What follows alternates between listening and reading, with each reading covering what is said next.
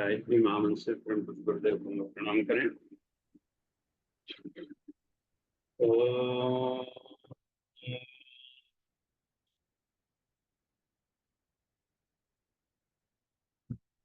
स्वाहा स्वाहा तत्सवितुर्वरेण्यं भर्गो देवस्य धीमहि यो यो नः प्रचोदयात्। जी प्रणाम। आज की कक्षा आध्यात्मिक काम विज्ञान से और कक्षा का विषय है ब्रह्मचर्य पालें, ओजस मनस और तेजस को बढ़ाएं। ये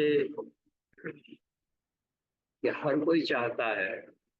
लाभ पर हम लोग चर्चा करें पर हर कोई चाहता है कि हम जीवन भर निरोग रहें, एक आरोग्यता हो, लंबी आयु हो और चिर यौवन हो। ये तीन लाभ हर कोई चाहता है। साथ ही साथ उसमें एक और जोड़ दें क्रम,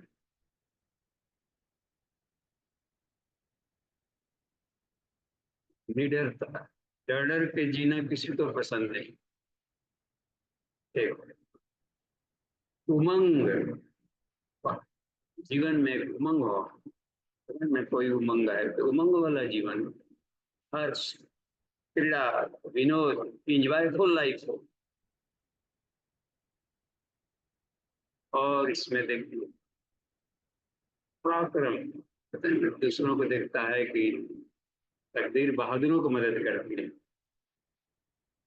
कायर बन करके जीने यहाँ है। बहादुरी से हम भले 2 दिन जिए लेकिन मरे तो सही बुद्धिमत्ता के साथ। तो ये इतना सारा लाभ जिस तत्व से मिलना है, जिस देवता से मिलना है, जिसकी साधना से मिलना है, उसको कहते हैं ओजस। ओजस इसी के नाम है। यह एक ऐसी एनर्जी है, विद्युत है। शरीर के भीतर 5 तत्वों से बना हुआ है एक फिजिकल बॉडी हम लोगों का। चमड़ा है, मांस है, हड्डियां है, रस है, रक्त है, बीज है, मेद है, गर्मियां, ये सब कुछ इसमें, ये सब निष्क्रिय रहेगा जब तक उसमें कोई बिजली की शक्ति काम न करे। दिमाग है, काम नहीं कर रहा है बढ़िया। ऑटिज्म एक रोग होता है, मंद बुद्धिता, और बड़े का बड़े सो कहा जाता है आईक्यू लेवल बहुत ये है, उम्र के साथ भी नहीं चल पा रहा है, उम्र हटपटांग बोलना। आंखें हैं, रोशनी नहीं। इन दिनों देखा जाता है कि कम ही उम्र में चश्मा पहनने पड़ रहे हैं। कितने स्टूडेंट्स लाइफ में बच्चे हैं चश्मा पहन रहे हैं, छोटे अभी हाई स्कूल में, मिडिल स्कूल में। इसका मतलब कि आंखें तो है, उसके भीतर की बिजली कम हो गई। दिमाग है, पढ़ने में कमजोर है, वो अलग एरिया में। काने हैं, सुनने की शक्ति नहीं है, ईयरफोन लगाना पड़ता है।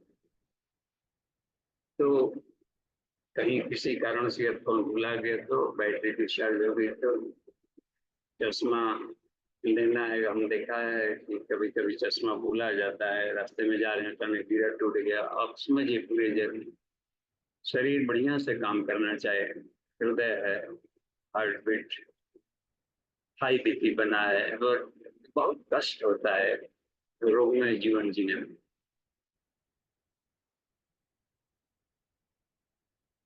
एक तो निरोग रहें। निरोगता एक बहुत बड़ी सिद्धि है बस, और बहुत बड़ा धन भी है इसका। ये कैसे मिलेगा, कहाँ से मिलेगा? दवाइयाँ खाकर, बाहर से लेपन लगाकर अपने आप को न तो चीर यौवन बनाया जा सकता है। पाउडर सिर्फ चमड़े को रंगीन करता है, जवानी का रंग नहीं दिखा सकता। अंगों की कांति दिव्य अन्न में है, बाहरी आडंबर में नहीं। यदि अन्नपूर्णा रुष्ट हो जाए, अन्न जीवनी शक्ति को अन्न कहते हैं, तो श्रृंगार के सैकड़ों प्रसाधन जीवन को आकर्षक नहीं बना सकते। सुंदर बनना है, सत्यम और सुगम सुंदर। इस सुंदरता का राज क्या है? लड़का बड़ा सुंदर है, लड़की बड़ी सुंदर है, ये पेड़ पौधे बड़े सुंदर है, वाह ये पक्षी छोटे छोटे चर्चा रहा है, ये नेचर कितना सुंदर, कल कल अभी। तो इस सुंदरता के पीछे एक राज है, उसमें एक खास तरह की बिजली काम कर रही है। इसी बिजली को ओजस कहेंगे, और उसका एक नाम है कुंडलिनी।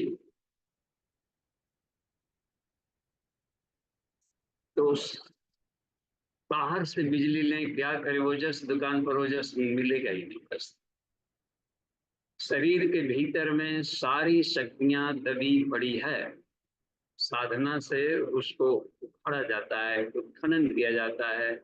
सारे रॉ मटेरियल्स भीतर हैं, खदान, हीरे वगैरह, मोती। हम तो लिया गया हीरे का हार, मोती आया कहाँ से? भीतर है, इस भूमि में भीतर दबे पड़े हैं एक से। सारी सिद्धियां एस एवं कोशेषु अनंतर सिद्धियां भीतर सूक्ष्म। अब है कि इस बिजली को, जिसको जो फिजिकल फिटनेस आउटर वर्ल्ड में जो दिखाई पड़ रहा है, काम कर रहा है, चकता हुआ संसार, यह है ओजस। और देखो दूसरी बात, शरीर स्वस्थ है, निरोग है, चुलबुल है, और मेंटल स्टेट कहा जाए, मनस, सोचने समझने की शक्ति, गुत्थियां सुलझाने की जो होता है, अपनी गुत्थी खुद सुलझाएं, आश्रय तके नहीं कहां। अपनी गुत्थी नहीं सुलझाएंगे तो बात बात में दूसरों के पास जाना होगा, बाहर के गुरु की जरूरत पड़ती। और एक और भी तरीका है, बाहर के गुरु जी कब उठेंगे, कब मिलेंगे, गुरु से मिलना है, ये करना है, कल आना परसों आना, भीतर भी एक गुरु है, जब चाहें सलाह ले लें, परामर्श। इस टेक्निक को जानना, और संसार में कोई प्रॉब्लम है, चलना रहा है, इसके कैसे करें, तो बाहर के गुरु की जरूरत पड़ती है, जो कि एजुकेशनल फील्ड में है, उस फील्ड के। इसका भी गुरु भीतर है, जो हमारे बहिरंग जीवन को सुव्यवस्थित रखता है। उस गुरु का, उस तेज का नाम है मनस, मोनेटिक एस्ट्रल प्लेस, और अपना हवा मंडल है। ब्रेन से जब चाहे अल्फा बीटा थीटा डेल्टा ये सब रेडिएशन निकाल लें। संसार उन्हीं लोगों को खींचता है जिनका मनस कमजोर है। मन में एक चुंबकत्व होता है, संसार के सारे चीज चुंबक है, बस चुंबक टहल रहे हैं, बस आदमी सब चुंबक। अपना चुंबक कमजोर है, जहां सुंदर दिखा पड़ा है चल पड़े, माने से लगता है तिनके की तरह, धूल की तरह हो जाता है। ये शोभा नहीं देता है मनुष्य में। अन्य जीव जंतु भले घास देखे तो उधर पागुर करके चल दिया, घास दिखते। आदमी उसी का तरह नहीं जी सकता, प्रकृति के प्रवाह को उल्टी धारा में मोड़ सकता।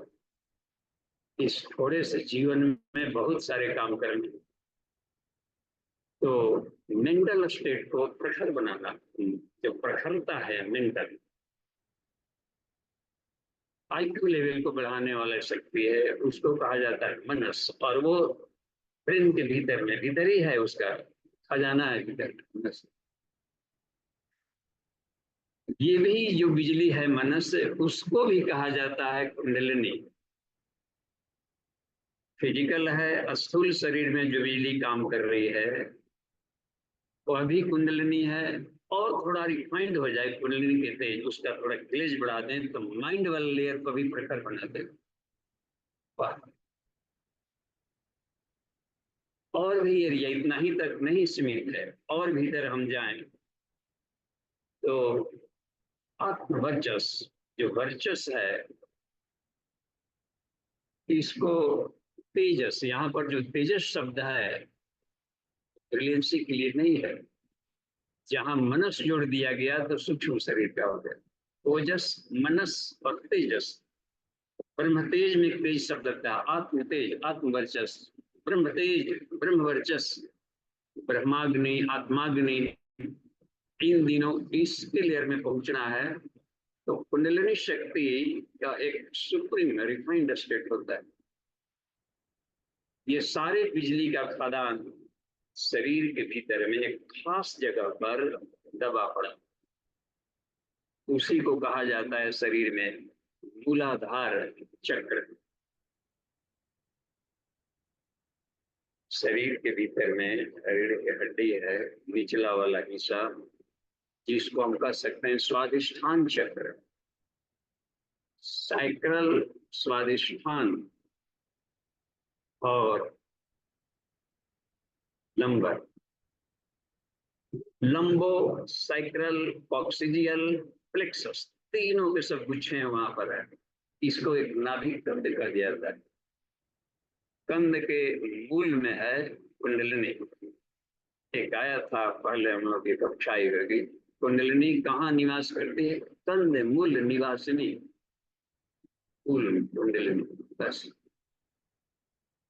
अब है कि उसको यदि, अच्छा, दिक्कत आती है इसमें साधक को कहाँ पर, उसको जगाने के क्रम में, कुंडलिनी जागरण के क्रम में कि जो हीट एनर्जी है संयोग से स्वादिष्ठान चक्र जननेंद्रियों से जुड़ा हुआ है, ये देख। और रीढ़ के हड्डी में से जो छेद हैं, छिद्र, हर वर्टिब्रा के भीतर में वायर्स निकलते हैं, नर्व फाइबर्स निकलकर अंगों में जाते हैं।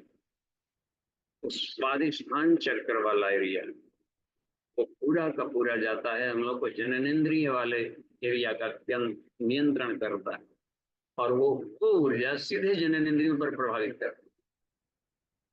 पहले तो ठीक ठाक थे, लेकिन जैसे अक्सर देखा जाता है कि जैसे ही साधक साधना में प्रवेश करता है तो उसकी काम शक्ति बढ़ जाती। तो ये एक वैज्ञानिक प्रोसेस है, क्योंकि वो तप कर रहा है तो हीट एनर्जी आई, और वो हीट नीचे कुंडलिनी वाला एरिया में, और कुंडलिनी जुड़ा हुआ है जननेंद्रियों से, तो वहां उसका ओरिजिन है। पूरे शरीर में तो बिजली काम कर रही है, बिजली का कहीं पावर हाउस होता है, वहां से निकल करके हर जगह कंप्यूटर से, ब्रेन कंप्यूटर से लाए, लेकिन कंप्यूटर को चलाने के लिए भी बिजली की जरूरत पड़ती, वह भी आएगा नीचे नीचे। देखिए इसमें ये मनस है, मनस को भी प्रखरता आई है, तो प्रखरता का केंद्र जो बन रहा है, जो बिजली है, वो है पूरे शरीर में, रोम रोम में इलेक्ट्रोमायोग्राम, मांसपेशियों की बिजली, स्पर्श, कभी कभी कोई वैसे हल्का स्पंदन, कोई एक्टिवेशन बाहर से भी हो जाता है या भीतर से, तो इन सारी बिजलियों का कंट्रोल करेगा माइंड, लेकिन ओरिजिन है मूलाधार में। ऊर्जा का केंद्र मूलाधार में, कंट्रोलर है ब्रेन। दोनों के तार इतने आपस में जुड़े हुए हैं, जहां कभी निचले वाले पोर्शन में उत्तेजना हुई, इसकी इधर खलबली मचने लगती ब्रेन में। इसका मतलब है कि सीधा जुड़ा हुआ है, किसी तरीके से उसमें सेंसेशन हो या घर्षण हो या किसी तरीके से उसमें ये करें, तो जैसे कि वहाँ चूंकि नर्व फाइबर्स है ना, नर्व एंडिंग चमड़े के ऊपरी लेयर पर है, तो इसकी इसकी वैज्ञानिकता देखा जाए कि कहीं भी नर्व फाइबर है, चीटी कटा, रेंगा, हवा, स्पर्श, तो उसकी बिजली सबसे पहले कहाँ से कंट्रोल रूम को जाएगी, वहां प्रभावित करती है मनस। और देखिए, और मनस से क्या क्या काम करता है, जो अपना माइंड वाला जो विलेज है, मनस की शक्ति, वो उसको कंट्रोल करता है, हैंडल वो करेगा। यहाँ से सूचना सीधे चली जाएगी, उत्तेजना ये भी आएगी। यदि यह वाला एरिया कंट्रोलर खराब हो इंजन का, तो कहा जाता है कि ड्राइवर ये नियंत्रण से गाड़ी बाहर हो गई, वह चालक नियंत्रण खो गए। यही होता है साधना क्रम में आगे बढ़े। कुंडली साधना में या आत्म साधना कोई भी हो, उपाय कर आत्म वर्चस्व बढ़ाना है, बीच के जर्नी में एक मनस पड़ेगा। मन मन जहाँ इधर झुकाया, इसके बहाव में आया, गए कहाँ गए, स्वास्थ्य भी गया। बस स्वास्थ्य तो खोखला करेगा ही। सबसे बड़ा अटैक जो बीज उत्पादन का केंद्र है, जननेंद्रियों से जुड़ा हुआ, तो वो बाहर की तरफ निकलेगा बहाव, और वही काम करता है। स्थूल शरीर का लास्ट प्रोडक्ट सूक्ष्म शरीर का फर्स्ट प्रोडक्ट होता है। कनेक्टिविटी माइंड का, तो फिजिकल फिटनेस खोखला तो करेगा ही, मेंटली खोखला करेगा साधक को। जिसका वीर्य निकल रहा है, बाहर की तरफ निकल रहा हो, शरीर से बाहर निकल रहा हो, और थोड़ी बहुत तो काम चला जाए, लेकिन बहाव की मात्रा जहां थोड़ी सी अधिक होगी, तो मानसिक प्रखरता निश्चित रूप से कुछ होगा और स्वास्थ्य भी गिरेगा, तरह तरह के होगा। तो एक अच्छा, यदि यह नियंत्रक मन से अपने ओज को, बीज के तेज को, इसको फ्लो को ऊपर मोड़ने में काम आ गया, क्योंकि इस्तेमाल कहीं कर रहा है, यूटर्न इसी को लेना है, गाड़ी किस रोड पर चलावे, कैसे चलावे, माइंड से ही काम लेना। इसलिए हर एक आध्यात्मिक कक्षाओं में सभी गुरु लोग भी एक मंत्र देते हैं, कोई ना कोई दीक्षा में कोई ना कोई एक मंत्र देते हैं। अब उसमें आप उसी मंत्र को रटते रहिए। मंत्र सीधे मन को प्रभावित करता है, श्रद्धा बढ़ाता है, ईश्वर की तरफ जोड़ता है, आध्यात्मिकता की तरफ जोड़ता है, जो कि सुप्रीमो हो, पूरे विश्व का नियंत्रक हो। वह अपने एक प्रतिनिधि रखता है भीतर में, जीवात्मा को। अब देखिए, उधर मुड़ना हो, लगाना हो, तो उसके लिए श्रद्धा की मनभूमि देता है। श्रद्धा एक मिलेगा इसमें उच्च स्तरीय साधना का तत्व ज्ञान में, कि जब क्या करता है, मंत्र की साधना कर रहे हैं, जब कर रहे हैं, तो जब जमीन को कोड़ता है, जो हठीला मनोभूमि था, मनोभूमि को थोड़ा सॉफ्ट बनाएगा, श्रद्धालु बना देगा। अभी बुआई का क्रम शुरू नहीं हुआ है, फिर उनको श्रद्धा बढ़ा दे, तब श्रद्धा बढ़ती जाएगी। गुरु के सामीप्य में शिष्य है, और वो स्वाध्याय करता जाएगा, साधना करता जाएगा, कर्मयोग करता जाएगा। इसमें तीनों गुरु बताता है। उपासना भी सिखाता है, कैसे ईश्वर से संपर्क जोड़े। एक और बात सिखाता है कि कैसे इस तेज को अपने शरीर में घोल करके अपने आप को पुष्ट बनाया जाए, इंद्रियों को कैसे संयमित किया जाए, यह सब। तो ये उसमें यज्ञीय प्रणाली, जितने भी ऋषिगण हुए हैं और अन्य किसी भी क्षेत्रों में, सब लोगों ने अपनी ऊर्जा को अच्छे कामों में लगाया। जिस फील्ड में आगे बढ़ना है, रहना है, गलना है, तब तो नो प्रॉब्लम। अभी जिसको सुख मिल रहा है सांसारिक भोगों में, तो उसको अभी छेड़छाड़ करने की जरूरत नहीं है। वो कितना हो पकड़ेंगे, कितना हो समझाएंगे कि असली सुख आत्मा में है, मुंह फट देगा। कहने वालों को ही सर्टिफिकेट दे देगा कि बंदर किया जाने आदि का सवाल, ऐसे कहो तो उधर चल पड़े।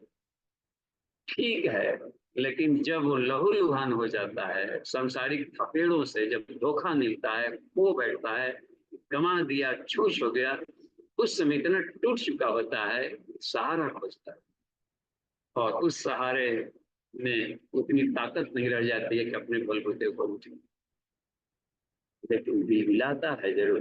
बस उस बिलबिलाहट के समय ही बारी आएगी। उसी को विषाद कहा गया है। विषाद जोगो नाम प्रथमत आया, देख रहे हैं। जब तक से जीवन में थपेड़ों का भोग में जीवन के थपेड़ों से लहूलुहान पस्त ना होगा, तब तक से ब्रह्म की जिज्ञासा नहीं होगी। ये ओजस, मनस और तेजस को बढ़ाने की जिज्ञासा नहीं होगी, जो कि मूल पूंजी था उसका, कर दिया आपने। अतः ब्रह्म जिज्ञासा वेदांत दर्शन का जो पहला सूत्र है, अर्थात तो ब्रह्म जिज्ञासा। अर्थ का अर्थ है, युग ऋषि बताते हैं, इनके भाष्य में औरों के भाष्य में हमने काफी अंतर देखा। तपस्वी अर्थ यानी इसके बाद सांसारिक थपेड़ों से पस्त हो जाने के बाद अर्थ की स्थिति आती, ब्रह्म जिज्ञासा। कथा कहानी भागवत कथा तो हर जगह, और सत्यनारायण भट्ट की कथा कहाँ न परीक्षित पार लगे, न सुनाने वाला सुखदेव मुनि जैसा है, न सुनने वाला परीक्षित जैसा है, दोनों अपना अपना ड्यूटी कर रहे हैं। लेकिन वो बात संसारिकता में बही हुई है बस। लोभी गुरु लालची चेला ऐसे यदि मिल जाए तो नरक में ठेलम ठेलम। क्यों हो गया खोखलापन? ऋषि लोग इस रास्ते से क्यों बदले? क्योंकि उनके लाइफ में एक चमक चाहिए था, जीवन में कुछ करने की उमंग थी, कुछ बहादुरी का जीवन, जो कुछ कर गुजरने का, मरजीवनों का। बस विवेकानंद चाहते थे अपने जवानी का एंजॉय अन्य लोगों की तरह कर सकते थे, इन्होंने किया। कोई भी धर्म गुरुओं को उसमें देखें जो कि सदगुरु की भूमिका में है, सब लोगों ने अपने आप को खींचा है, तो अपने आप को संयमित जीवन जिया है। संयम को सबसे बड़ा तपस्या कहा गया है, और इस तपस्या में देखते होंगे अन्नमय कोश में शुरुआत भी दिया गया है, तपस्या, आसन, उपवास, तत्व शुद्धि, तपस्या। ये सब अपने ओजस तेजस मनस को बढ़ाने वाले। इसमें एक दो बातें बड़ी काम की आएगी, ब्रह्मचर्य तप। देखते इसमें भगवान शिव पार्वती को एक जगह बता रहे हैं, हे पार्वती, जो हमारे भीतर में जो शिवत्व है, शिवत्व आया है, इसका मुख्य कारण ब्रह्मचर्य ही है। हमने अपने इंद्रियों का संयम किया और उसको सुप्रीम चेतना से प्राणों पर नियंत्रण किया है। पहले 10 प्राण और एक आत्मा मिलकर के ही एकादश रुद्र कहलाते, पांचों कोषों पर नियंत्रण किया है। इसलिए शिव जी के 5 मुख कहते दिखाया जाता है, पंचमुख शिव जी। मंत्र बोलते ओम पंचवक्त्राय विद्महे महादेवाय धीमहि तन्नो रुद्र प्रचोदयात्। हे 5 खोपड़ी वाले, 5 मुख वाले शिव जी, आत्मा के जो 5 फ्लेवर हैं, यही 5 मुख बन जाते हैं इसको। इससे ये 5 प्राण कि ये सब प्रतीक प्रतिनिधि है, इसको नियंत्रण किया। कौन सी साधना करते हैं, कैसे परम सिद्धि मिली थी, यही साधना। तो जिनको भी चाहिए अपने जीवन में चमक, किसी फील्ड में शारीरिक स्वस्थता, एक मानसिक प्रखरता, दो और आत्मा का तेज, आत्मवर्चस्व, ब्रह्म वर्चस्व चाहिए जीवन में, इसी जीवन में, तो सबसे बड़ी साधना जो बनती है ये अन्नमय कोश का शुरुआत जहां पर है, उसमें ब्रह्मचर्य। बस और ब्रह्मचर्य शब्द से इतना डरावना हो गया, लोग डरे डरे से, बाप ये छूट जाएगा वो छूट जाएगा। गृहस्थ जीवन में है, दोनों पति पत्नी अलग रहेंगे, कहाँ कैसे होगा, खटपट है, मन नहीं मानेगा, और ये सब डर जाता है। जबकि एक जगह उसमें सुखदेव मुनि ही जनक संवाद में एक जगह और लिखे हैं कि विद्यार्थी का जीवन तभी सफल होता है, बल विद्या और संस्कारों को ही ब्रह्म करते हैं। उसको जब तक से चढ़ेगा नहीं, अपने भीतर नहीं बढ़ाएगा, इसी को चढ़ना, अपने आप को बलवान बनाना, ओजस मनस तेजस का धनी बनना, ये सब विद्यार्थी जीवन, इसी को ब्रह्म कहा जाता है। ये तो लाइफ टाइम की चीज है। बस गृहस्थ जीवन में साधु पुत्रम जनया, के साथ में थोड़ी सी छूट दिया है, अपने परिधि को विस्तार कर सकते हैं। इंद्रिय तृप्ति और काम क्रीड़ा से उत्पन्न होने वाले हर्ष उल्लास की परिधि तक बढ़ाया जा सकता है। आध्यात्मिक काम विज्ञान में पूज्य गुरुदेव लिखते हैं। तो उद्देश्य भी देखा रहा वहां पर। आध्यात्मिक काम विज्ञान का मतलब है अपनी काम ऊर्जा को जीवन को हर्ष और उल्लास में बनाने में, न कि छूछ होने में लगाया जाए। क्रीड़ा, उमंग, उल्लास, तो जीवन को यज्ञ में बनाने के लिए बात है गीता।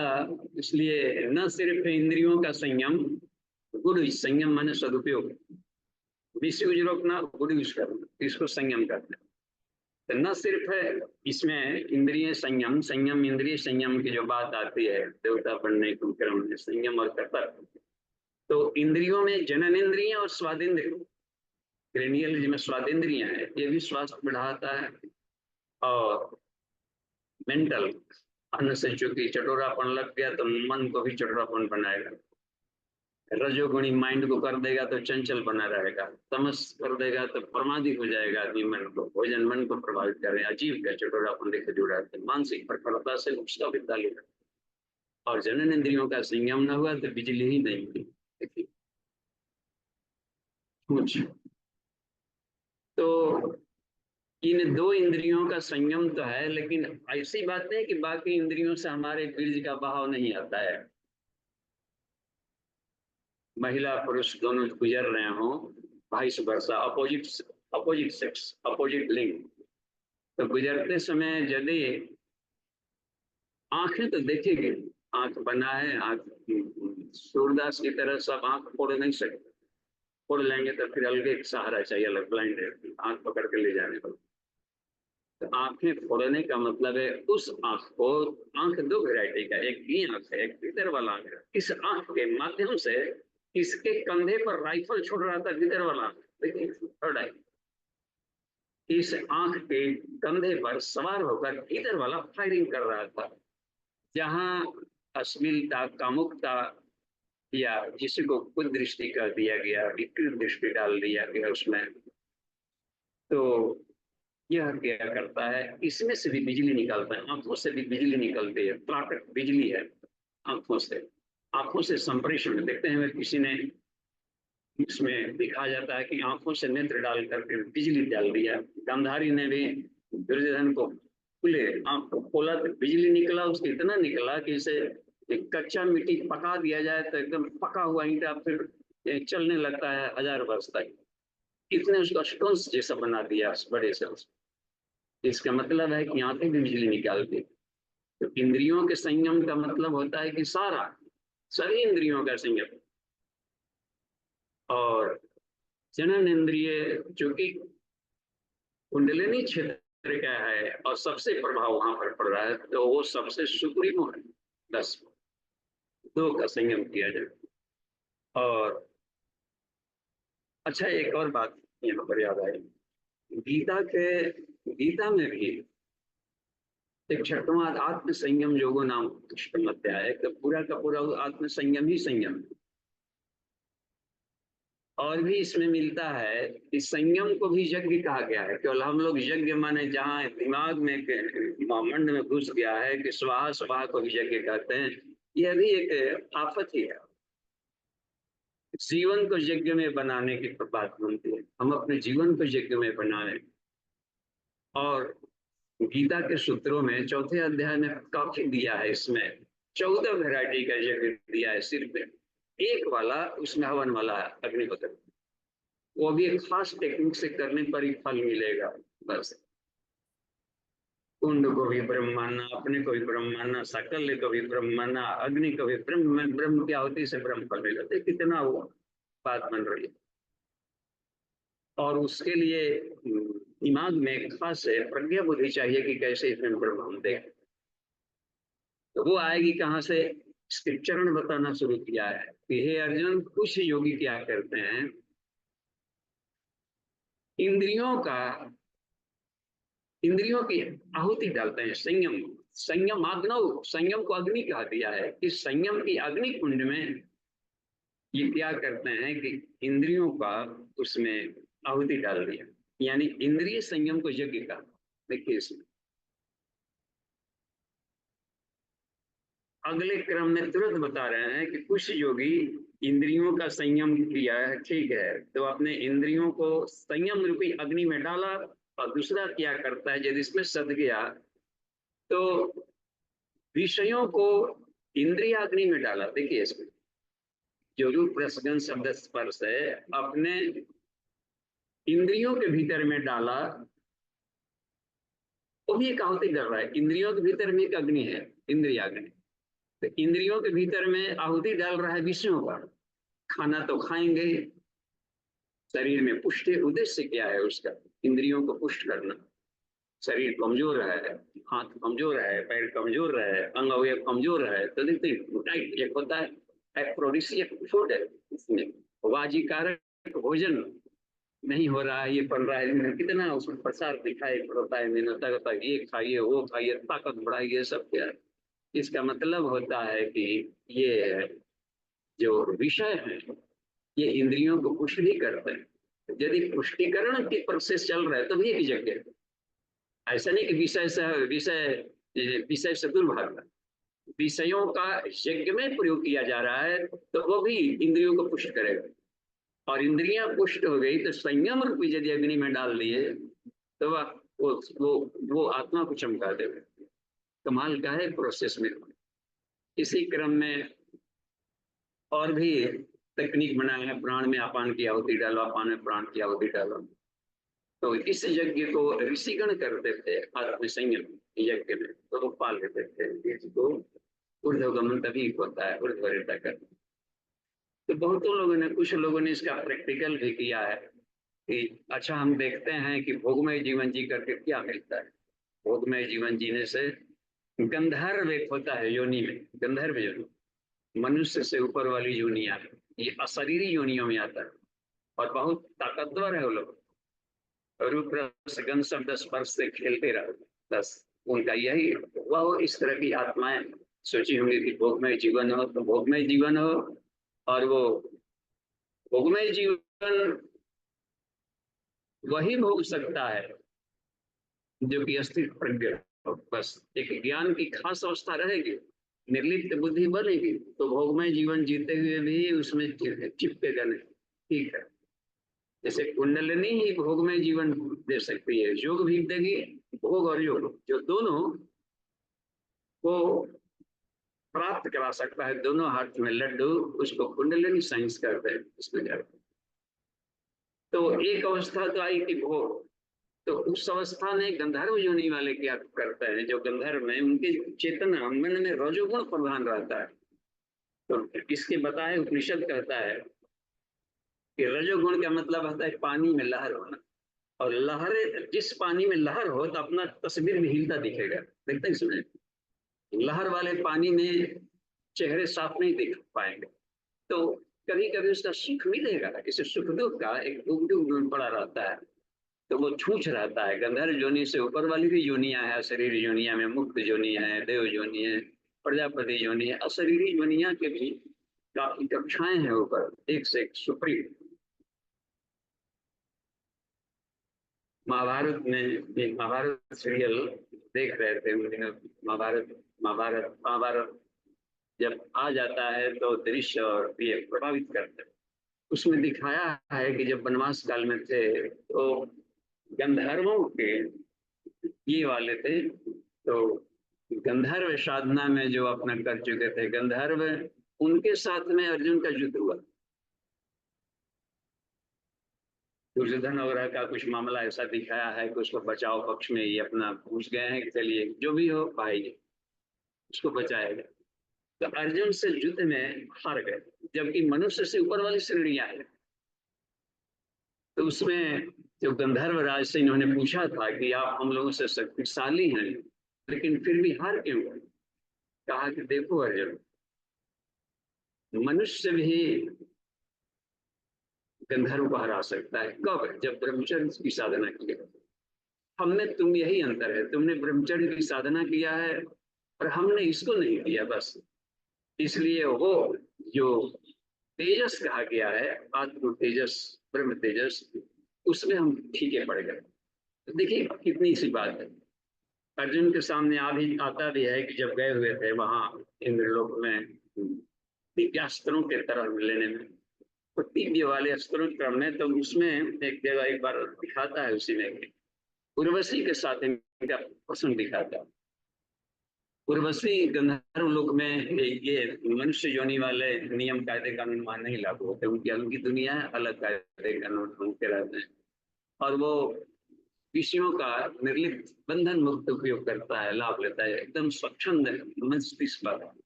उर्वशी ने प्रणय का प्रस्ताव रखा आपके द्वारा, मान आपके जैसा हम संतति चाहते हैं और आप हमारे साथ रति क्रीड़ा करें। उन्होंने विनम्र भाव से प्रियर कहा, उनके माथे अपने माथे में झुका करके मस्तक को भी रखा कोट में और कहा कि हे माँ, आप हमें अपना पुत्र मान करके वात्सल्य प्रदान करें। तो वो एक एंगल ऑफ विजन ही होगा। देखिए वो उनके पास शक्ति कहाँ से आई होगी, वह शक्ति ब्रह्मचर्य से आई। एक तप का निर्वाह करते रहना, कहीं न कहीं पर वो उस तप का प्रयोग किया है। तो तपस्या की शक्ति यदि जारी रहे, नीचे वाला ट्यूब है, गाड़ी आप पंक्चर रही है, बार बार पंक्चर ट्यूब से क्या कर सकते हैं, कहाँ तक ये 2 मिनट देखते हैं। एक आदमी स्टेपनी रखता है गाड़ियों में, तो अभी उसमें पंचर है, थोड़ा बहुत उधर रखता है ये, और बड़ी बड़ी गाड़ियों में थोड़ी सी पंचर हो, और ब्रह्मतेज ऐसा चीज है कि थोड़ा सा भी सूक्ष्म भी छिद्र हो तो बिल्कुल बहा डालता है। इसलिए तप कहा गया है। ये जो गायत्री है वो उसके पास रहती है, ब्राह्मणों के पास रहती है। देखिए ब्रह्मतेज संपन्न व्यक्तियों के पास रहेगी, और ब्राह्मण को भी घेर दिया। किससे घेर दिया? तपस्या से घेर दिया। जो तपस्वी है वही ब्रह्मतेज को संभाल पाएगा, नहीं तो फिर उसके छूछ हो जाएगा, निकल जाया करेगा। तो ये इसमें एक बात बढ़ाता है, एक कमाल की बात है ये। अच्छा आगे बढ़ते हैं। एक और भी बात आती है उसमें, नहुस के वंशजों में से एक थे ययाति, ययाति नहुसो। इसमें आता है ना, इसमें मंगलाष्टक में पाठ करते समय आशीर्वाद दिया जाता है, लेकिन आशीर्वाद इसको धीरे धीरे स्थिति का नहीं, ट्यूटर जब लिया था तो इन्होंने जीवन को लिया। तो वो वाली हम भोग में जीवन जीने जा रहे हैं, तो कहीं ऐसा तो नहीं कहा ययाति वाला प्रैक्टिकल करने लगे। विवाह हो रहा है, जो इंद्रियों का जो उछल कूद था और ये माइंड को प्रभावित कर रहा है, उत्तेजना और मन इसको प्रभावित कर रहा है, तो इसका समाधान क्या हो? तो भारतीय कल्चर में एक जोड़ दिया, विवाह परंपरा की स्थापना किया। श्वेत केतु ऋषि पहले ऐसे हुए जो कि विवाह परंपरा को उन्होंने ये किया, स्थापित किया समाज में। इसका एक समाधान मिलना चाहिए, तो एक समाधान का है, और इस समाधान के क्रम में समाधान तो लेना था, तो समाधान में मिल करके दोनों अपने लाइफ को चमका सकते थे और जीवन को धन्य बना सकते थे मिल करके, तेजस्वी संतति भी बहुत कर सकते थे। लेकिन यज्ञ इस प्रोसेस को नहीं जानने से क्या हुआ, मनोरंजन में बच्चे हो गए। अच्छा, यदि बच्चा चाहते भी हैं लेकिन तकनीक नहीं मालूम है कि इसको, इस संभोग क्रिया को यज्ञ के रूप में कैसे बदला जाए, यह तकनीक भी नहीं मालूम होने से भी यज्ञ पुरुष नहीं पैदा हो रहा। लग रहा है ना कि कितनी ये कमाल की बात है। तो केवल समाधान छूट दे देने भर से बात नहीं बनती है, कि साधना को स्वाध्याय करना पड़ना, उपनिषदों का अध्ययन करना पड़ता है गृहस्थ जीवन में भी। उसमें बताया गया प्रजनन विज्ञान है उसमें, बृहदारण्यक उपनिषद के 6वें वाले ब्राह्मण 6वां एक अध्याय उसमें, उसमें से, और हर अध्याय में कुछ ब्राह्मण, ब्राह्मण यानी ब्रह्म ब्रह्म ज्ञान के चैप्टर्स, तो उसमें चौथा वाला है प्रजनन विज्ञान। उसमें इतना डिटेल में दिया है कि एक वेद का ज्ञाता, 2 वेद का ज्ञाता पुरुष पैदा करना हो तब किस ढंग से हम करें, क्या उसका होता है, कन्या विदुषी कन्या उत्पन्न करना हो तो कैसे क्या करें, और सिर्फ रति क्रीड़ा का हर्षोल्लास का आनंद लेना हो और संतान उत्पन्न हो, इसके लिए हम कैसे हम अपने इस यज्ञ प्रक्रिया करें, गृहस्थ यज्ञ।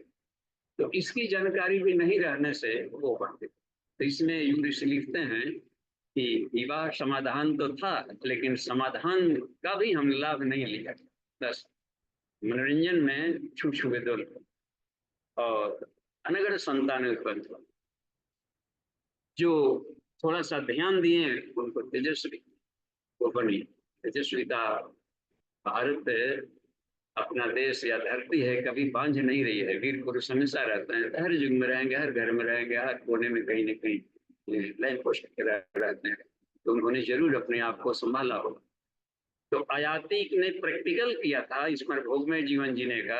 उसको जवानी में ही बुढ़ापा आ गई अब, और इंद्रियों की भूख मिटी नहीं। तो अपने बेटे एक उसमें था पुरु, उससे उससे मांगा कि तुम अपना जीवन हमको दो, यौवन। इन्होंने दिया भी। हो सकता है कि उन दिनों प्राणी हीलिंग किया जाता हो, अपने प्राण का आदान प्रदान इसमें डाला जाता। इसको लिया और भोगमय जीवन शुरू किया तो देखा गजब, एक प्रैक्टिकल उन्होंने अनुभव किया आयाती ने कि जितने इंद्रियों को शांत करने के लिए हम भोग सामग्री डालते हैं, काम ऊर्जा को तृप्ति के लिए हम भोग जीते हैं और संभोग प्रक्रिया कर रहे हैं, तो हमारा ऊर्जा घट रहा है और घटते गया, क्योंकि और भूख मिटा नहीं। किसी संत ने एक भजन में एक वाक्य कहा है बड़ा अच्छा। उसने कहा है कि तृप्त होती कभी भी नहीं इंद्रियां, चाट जाती सभी भोग सामग्रियां। सारा विश्व ब्रह्मांड के भी सामग्री इंद्रियों को शांत करने में झोंक दें, आग ही बढ़ाएगा। घी से आग कभी शांत नहीं होता है, लेकिन इस लकड़ी साथ में जल रखा जाता है मस्तिष्क से। तो ज्ञान के द्वारा शांत होगा, आत्मज्ञान से। वो भोग सामग्रियों से नहीं शांत होगा। या याति को यह बात समझ में आ गई तो उनको बुलाया कि देखो बेटे, अब हम तुमको अपने जीवन को दे दें, हमको आए जी की जगह रहने दो। हमको ज्ञान मिल गया है कि इंद्रिय संयम के सिवा कोई उपाय नहीं, और जो हम उपलब्धि चाहते हैं पाना, भोग में जीवन से नहीं होता, छूछ कर देना। तो फिर जाके रिटर्न लेकर के और शानदार बने थे यार। तो ये है। तो और ये बात बनी थी नहुस के साथ यही हुआ था। इंद्र का पद पा लिए थे यज्ञ वगैरह करके, और नहुस ने अभिता पद लुलुपता बनी थी। भोग का बेटा भोग। और भोग में था कि अब इसको हम इंद्र बन गए, तो इंद्राणी थी पहले वाली, हमारी सेवा कर, ये करो, जल्दी लाओ, जल्दी ऑर्डर भेजो। उधर छटपटाने लगे। और फिर जा करके वो गुरु बृहस्पति पर जा रही कि ऐसा करने लगा, तो करेगा ही, आया है तो को बुला रहा है तो ठीक है, तुमको तो जाना ही पड़ेगा। अब हम क्या करें? नहीं गुरुदेव कुछ उपाय बताइए, हम नहीं जाना चाहते उसके पास। ठीक है, तो एक उपाय है, क्योंकि जब आदमी को भोग वासना की आग में जलने लगता है तो बहुत सारी गलतियां करेगा। संसार में किसी की बात को नहीं मानेगी, यूं बस हम जो सोच रहे हैं। तो कह देना कि हम खुद आपका इंतजार कर रहे हैं आने को, लेकिन आएंगे तभी जब ऋषियों की पालकी पर आप आएंगे। ऋषियों पालकी में ऋषिगण जुते हैं और उस पर सवार होकर आप आएंगे। ठीक है, तक जानते थे कि कामुकता के आवेश में ये बहुत सारी गलतियां करेगा, क्योंकि इसका विवेक मर चुका है।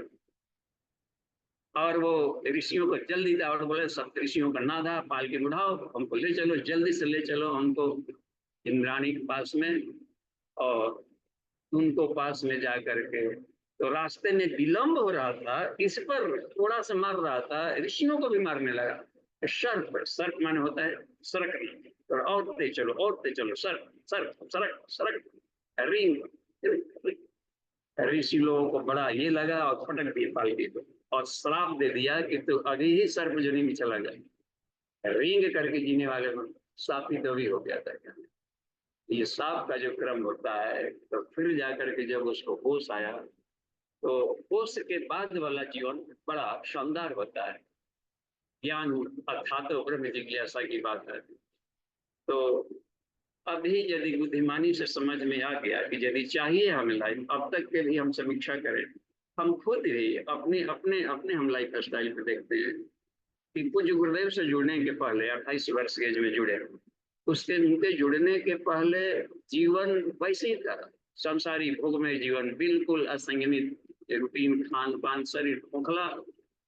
मेंटल ब्रिलियंसी थोड़ी थी पढ़ने लिखने में, लेकिन वो ब्रिलियंसी शरीर स्वास्थ्य चला गया तो फिर ब्रिलियंसी भी, दिमाग भी, कंसंट्रेशन का जितना फ्लो चाहिए था उतना नहीं बन पाता। अब जाकर के बात आई कि वो सारा जीवन बेकार जा रहा है, तब इधर वाला करवट बदलता है, कभी न कभी संसारिक पिछले जन्म संस्कार जगह हुआ जैसा हुआ, तब ये जुड़ा गया। तो उसमें एक सकल शुरुआत में ही दक्षिणा देना होता है, क्योंकि अस्वाद एक तो वाणी के लिए दिया, उसमें लिखे थे उपनिषद में कि क्या क्या दोगे। तो अस्वाद करेंगे 10 वर्ष का के लिए, और ब्रह्मचर्य, ये दोनों का एक व्रत है। तो हमने देखा कि शरीर में जितने रोग थे, हालांकि उस एज में अभी वीर्य उत्पादन तेज रहता है, तो धीरे धीरे रोगों को हटाने लगा। इसका मतलब है कि ओजस बढ़ता है वीर्य में है, और ओजस शारीरिक बीमारियों को हटाने लगता है, शुरू करता है।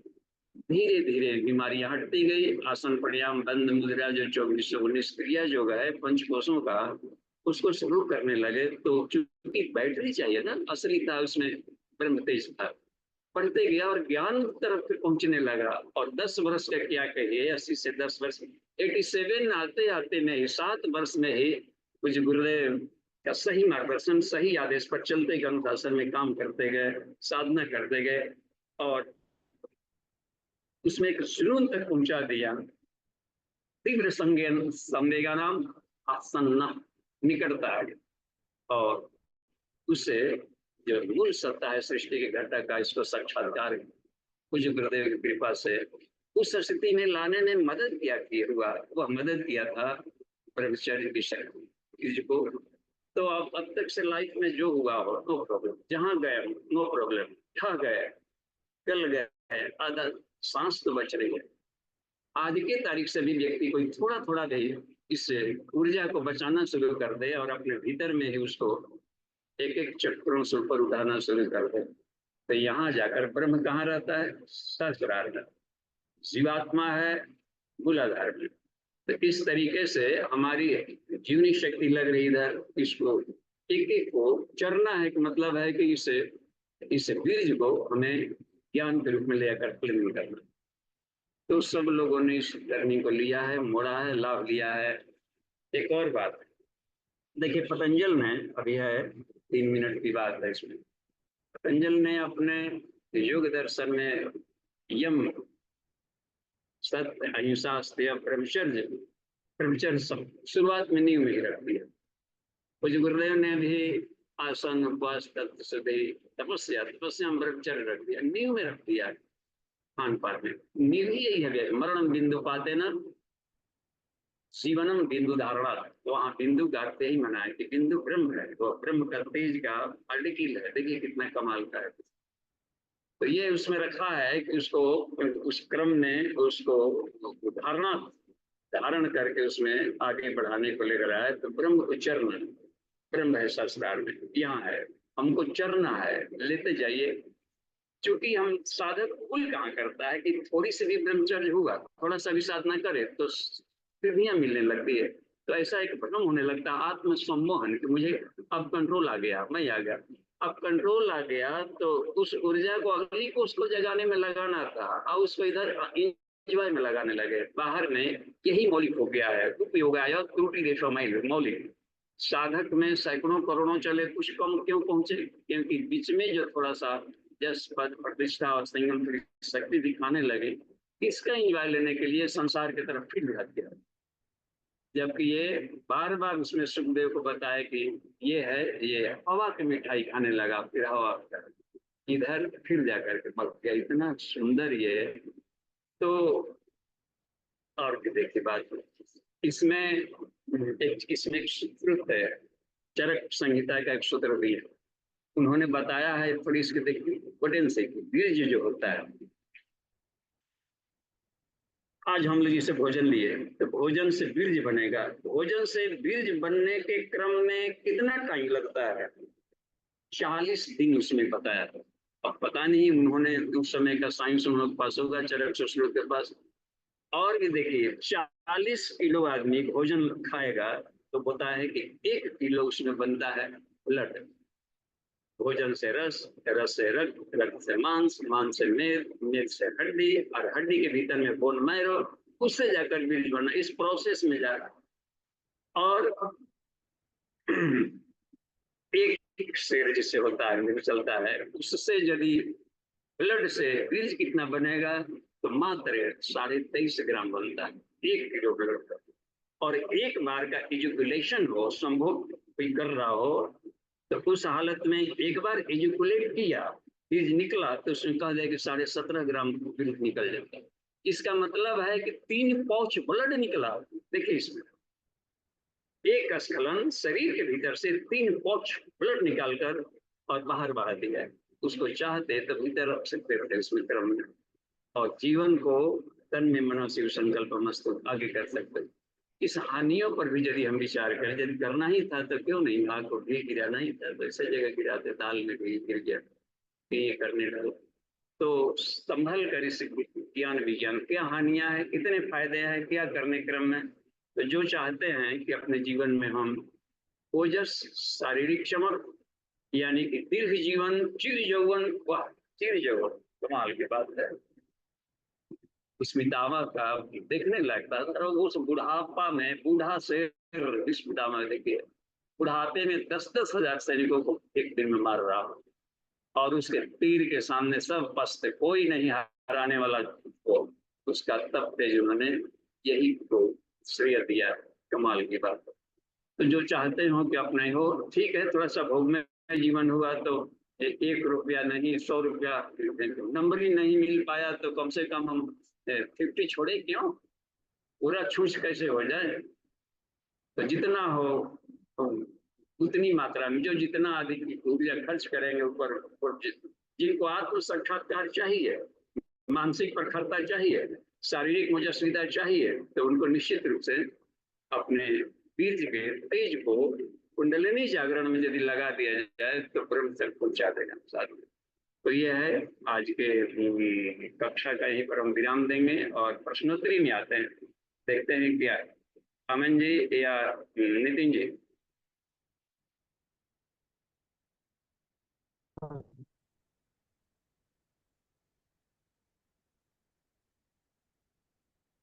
हैंड रेज किया जा सकता है, और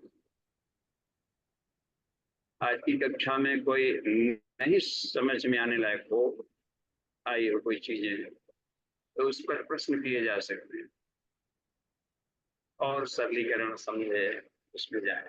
कोई जैसे हर कोई अपने लाइफ में अनुभव कर रहा है भोग में जीवन, समाधि की ओर भोग में जीवन से अच्छा, यदि चाहते हैं कि भोगमय जीवन भी बना रहे तो ठीक है, तब इसके लिए हमें ओजस, मनस और तेजस को बढ़ाना होगा। वो सूक्ष्म शरीर में होती है, वो यदि प्रखर बन गए, आत्मा के नियंत्रण में काम करने लगे, तो फिर भोग प्रभावित नहीं करेंगे योगियों के लिए, और उसको ऊर्ध्वरेता बन जाएगा, अच्युत, बस उसका बीज का एक ड्रॉपलेट भी बाहर नहीं आएगा। तो उसके लिए भी साधना करनी पड़ेगी, आत्म साधना ऐसी हो, ये बात। बस चलिए इसमें हम लोग देखते हैं, अमन जी ने कोई क्रॉस क्वेश्चन या कहीं से भी कोई हैंडरेज? जी बाबू जी, कोई हैंड तो नहीं है। तो हम लोग आपस में कन्वर्सेशन करें। जी जी, नागेंद्र सिंह बाबू जी का है। हाँ जी, उनको ये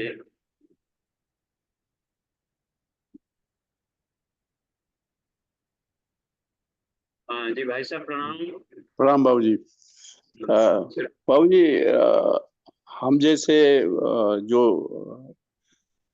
अधिक उम्र के लोग हैं और जो आपसे जुड़ने के क्रम में भी काफी देरी हो गई है, तो ऐसे लोगों को अगर इस मार्ग पर चलना हो और ये चाहें, तो उनको कैसे लाभ मिल सकता है इस तरह, इस ओजस्वी, तेजस्वी और वर्चस्वी बनने के क्रम में किस तरह से लाभ लिया जा सकता है, और ये हम जैसे लोगों के लिए भी कोई आशा की किरण होती है इसमें?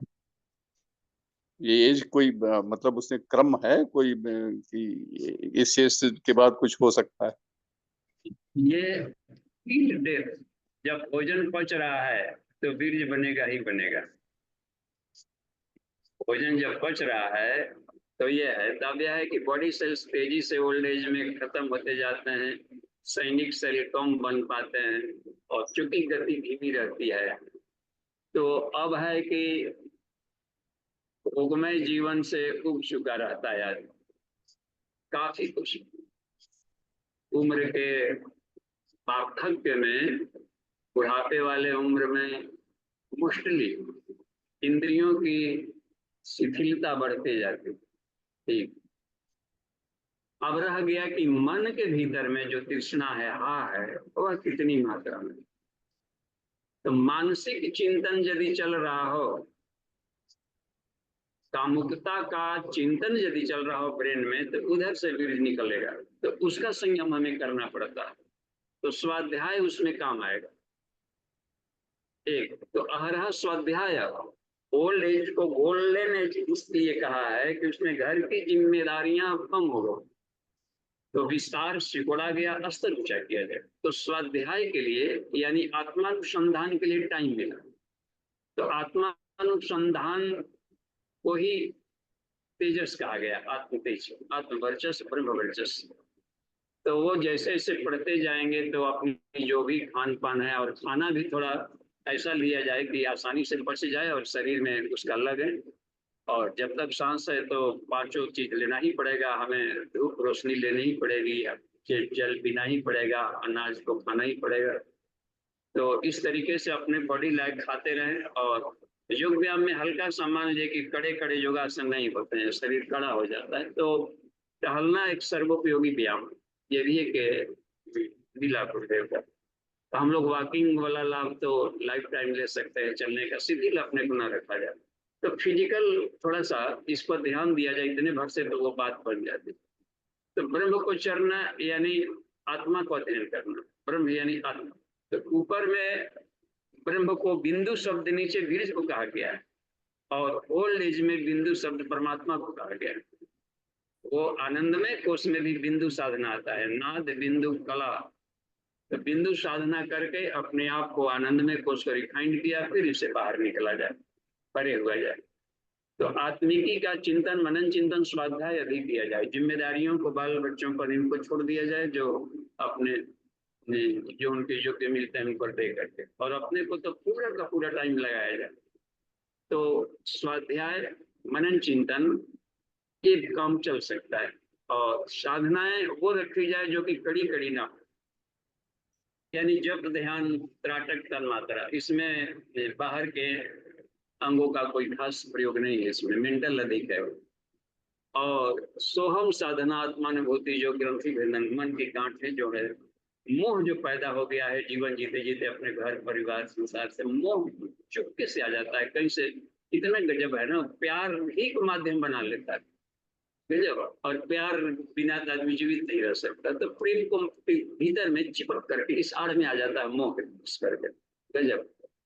तो इस तरीके से तो मोह के चिपकाव है, यदि मोह है तो शरीर छोड़ते समय प्रेत योनि में जाएगा, भले 400 वर्ष जी के मरा, तो प्रेतात्मा ही कहलाएगा। और मोह उसको बांधे रहता है घर परिवार। अपने मोह को हमें यूनिवर्सल बनाना चाहिए प्रेम को, तब फिर छोटे से दायरे में नहीं रहेगा और वो विराट बन जाएगा। ईश्वर से उस प्रेम को जोड़ना होता है, तो ये काम किया जा सकता है उसमें। और देखिए उसमें एक और है नागेंद्र भैया, उसमें कि जीवन से उत्तरार्ध, जीवन के उत्तरार्ध को हम कैसे बिता, ये भी प्रेगोपनिषद में, जीवन से उत्तरार्ध हम परमार्थ से नहीं हो जाए, परमार्थ में लगावे। परम अर्थ आत्मा को कहा जाता है, आत्मा का एक नाम है परम, परम प्रधानम पुरुषम तथान्य, ये ईश्वर के नाम है। तो परम के अर्थ में हम यदि लगाते हैं तो अपने आप को जीवन के उत्तरार्ध में, जीवन से उत्तरार्ध हम परम अर्थ नियोजय वैराग्यम विषयात्कृतवा, विषयों से वैराग्य ले। देखिए घर परिवार संसार तो हमेशा बना ही रहेगा, तो विषयों से जो चिपकाव बना हुआ था, मन में आसक्ति बनी हुई थी लोगों का, और अपने ज्ञान की मान्यताओं का, पद की मान्यताओं का, बड़े बड़े पद से रिटायर करता है आदमी तो लगता है कि वह भाव था, वो हम बाद में भी रहे, कुछ नहीं रहने वाला, वो नौकरी तक ही था, एक सामान्य नागरिक हम बन गए। तो इसमें रह जाता है कि लोभ और अहंकार को है वैराग्यम विषाद कृतवा, ये क्या है? तो इसका अभ्यास करना पड़ता है। परमार्थ नियोजय, इसमें जीवन से उत्तरार्धम, इसमें परमार्थ नियोजय वैराग्यम विषाद, लोभ मोह करते, लोभ और मोह को छोड़ा जाए। तो ये अभ्यास तो स्वाध्याय मनन चिंतन से, और समझदार आदमी जो साधक हैं उसका लाभ ले भी रहे हैं, ऐसी बात नहीं कि घाटा में। तो इससे ही बढ़ जाएगा, तीनों ओजस्वी बनना रहेगा। हाँ धन्यवाद बाबू जी, बहुत बहुत धन्यवाद, प्रणाम। हाँ, आगे देखते हैं। हैंडरेज, हैंडरेज नहीं है तो रिटर्न में पढ़िए। प्रणाम बाबू जी। जी प्रणाम। बाबू जी, जैसे साधना के क्रम में जो जब कुछ दिन साधना चलती है तो विषय वासनाओं के प्रति जो आसक्ति एकाएक बढ़ती है बाबू जी, उसको किस तरह से हैंडल किया जाए? देखिए, आसक्ति का ठीक उल्टा है वैराग्य। अभ्यास न तो कौनते वैराग्य गृहते, तो राग को आसक्ति कहते हैं। तो जरूर है कि उसके बारे में कुछ रोचक दिमाग से रोचक कल्पना करते हैं। आसक्ति बढ़ता है, मेंटल है वो आसक्ति, शारीरिक नहीं है। सेक्स भी होता है ना, ये सब काम ऊर्जा, ये भी मेंटल ही है। आदमी कल्पना करता है बड़ा रंगीन जैसा किसी थीम को। तो ये जो बन गया, इसकी ऊर्जा तो बढ़ी, इसकी ऊर्जा बढ़ी तो ये तो इंद्रियां मांगती है अपने ढंग से तुष्टि का उपाय। तो उसके बारे में तरह तरह के मन से भी कहता है कि तू ऐसा कर, तू एगो सपना दे, बढ़िया बढ़िया कल्पना कर, कैसे होगा ऐसा, यही मजा लेंगे बोलेंगे, और क्या करना, इससे तो सुंदर, इससे तो बढ़िया चीज, भोग से बढ़िया चीज ब्रह्मांड में कुछ आई नहीं। यहीं पर सत्संग की जरूरत पड़े। सत्संग यानी ये वन वे थॉट है। सार का मतलब होता है कीचड़ का दलदल, बस कीचड़ के दलदल में हम फंसने जा रहे हैं, जिसको भोग करना सोच रहा है, सुंदर सुखने का, उस क्रिया के द्वारा अब हम छूछ होने के आ रहा है। हम सोच रहे हैं कि हम जाकर उसका भोगेंगे, लेकिन वो तैयार बैठा है पहेलिया की तरह। वो सुंदरता ईश्वर किसी देश में रहता है, पहचानो तो जाने। तो साधक के पास ऐसी सुंदर रमणा रमणी बन करके आएंगे, सुंदर दृश्य दिखाएंगे, और वो मीठी बोली वाले भी लोग आने लगेंगे गजब का। इधर आदमी का चिपकाव बढ़ता है, एक क्रिया की प्रतिक्रिया हो रही है, बैलेंसिंग के लिए आया, यह देखने के लिए कि अपने मैग्नेटिक फील्ड को बहने वाला है कि ऊपर मुड़ने वाला था। इधर से हम लोग का चिपका वाला जीवन जीते रहे हैं, तो अवचेतन मन में वो संस्कार दबे पड़े रहते हैं, और वो दबा हुआ को थोड़ा सा हटा के तपस्या ने हटाया तो छलांग मार के चाहता है पुरानी आदतों में जाना। तो उसके लिए है उसकी हानियों पर विचार किया जाए। उसकी हानियों पर जितना विचार करेंगे तो उससे घृणा होगी, बस, तो दूरी बढ़ेगी। तो फिर हाँ, ये है, इस तरीके से होता है कि वैराग्यम विषाद कृतवा, तो उसकी हानियां देखें। फायदे फायदे आदमी खाली सोचता है तो मन बहता है, भगता है, और उसकी हानि हानि सोचने लगेंगे, उसकी बदरूपता कुरूपता, सुंदरता के बदले में बदरूपता कुरूपता, इसका पोस्टमार्टम मन ही मन शुरू कर दिए उसका। तो वो कुछ रोकने में मदद करता है, आप चाहे जैसे करें। जी बाबू।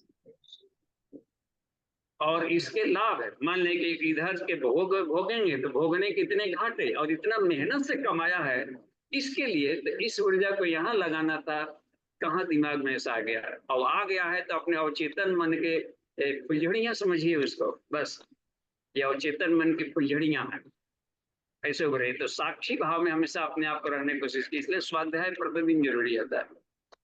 उसमें स्वाध्याय देखते हैं, हर फास्टिंग में उपवास में स्वाध्याय जोड़ा है, हर स्वाध्याय, रात दिन स्वाध्याय करो, यानी अपनी आत्म समीक्षा करते रहो प्रैक्टिकल में। इतना मेहनत की कमाई को गंदी नाली में, बिना गंदी नाली शब्द का एक प्रयोग किया है, गंदी नाली में उसको न बहाएं, बस ये। तो इसका मतलब है कि उसमें थोड़ा सा घृणा के भाव ले आने को चाहिए। देखिए, कंट्रोल करिए, अमन जी, ठीक है। जी बाबा जी।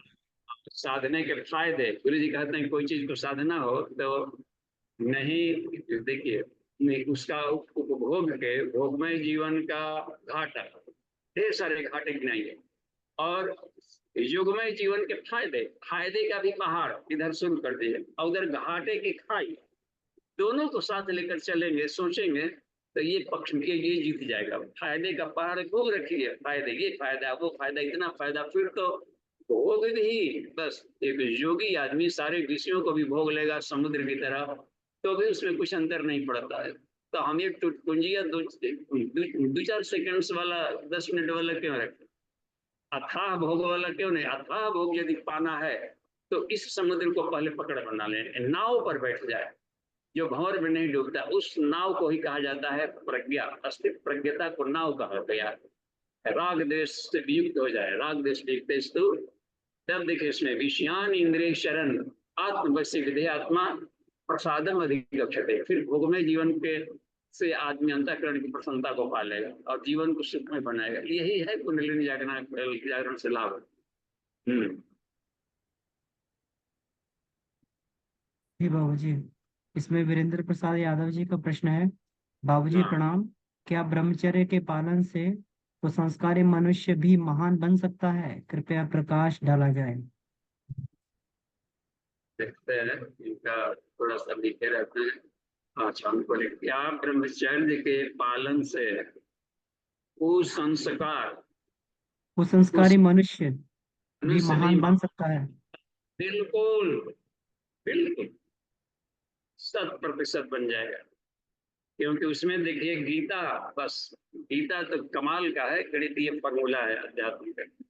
उसमें बताया है कि सुदुराचारी भी यदि हमारी शरण में आ जाए, यानी आध्यात्मिक शरण में आ जाए, सुदुराचारी, आप समझिए कुसंस्कारियों का भी जो बॉस है, तो वह संत मानने योग्य है। योग क्षिमम महाम्यम, कितना है, शरण में चला गया था।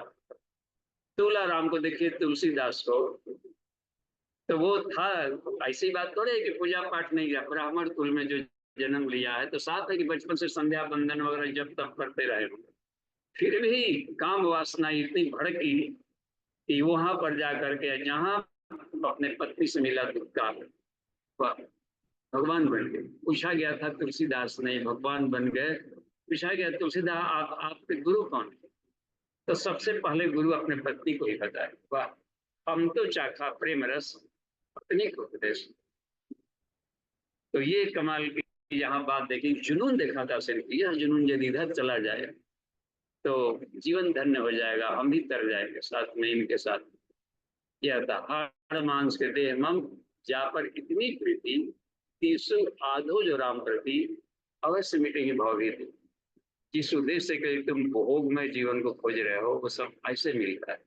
देखिए तो ये भी तो, वो भी तो विदुषी रही होगी, वो भी विद्वान रही होगी, तो उन्होंने अपने तप तेज को समझाया।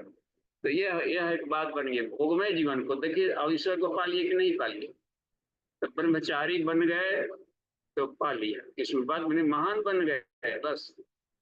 कालिदास देखिए कितने बन गए, महान बन गए, वो प्रखर मनस के धनी बन गए। और भी आप जाकर देखिए तुलसीदास वैश्यागामी थे, बिल्व मंगल नाम था पहले, वैश्यागामी, सब अजामिल तरा, देखिए सब बस गणिका तरी, बस। तो अनेक उदाहरण मिलते हैं जिसमें, एक और है सदन कसाई, देखते ही सब में, तो कसाईगिरी के काम कर से निकल कर उधर निकल गए। तो पाया है बहुतों ने, उंगली माल का देखिए कितना बड़ा कुछ संस्कारी और महान बौद्ध भिक्षु बन गया। अशोक को भी उसी तरह से गिना जाता है, क्रूर हत्यारा, और उसको छोड़ करके अंत में एकदम बुद्धम शरणम गच्छामि कर रहा था। तो ये हुआ करता है, तो संभोगमय जीवन को छोड़ करके समाधि की ओर, इसी कहते हैं संभोग से, यानी संभोग को छोड़ो, समाधि की दिशा में चलो, बहुत जी लिया भोगमय जीवन।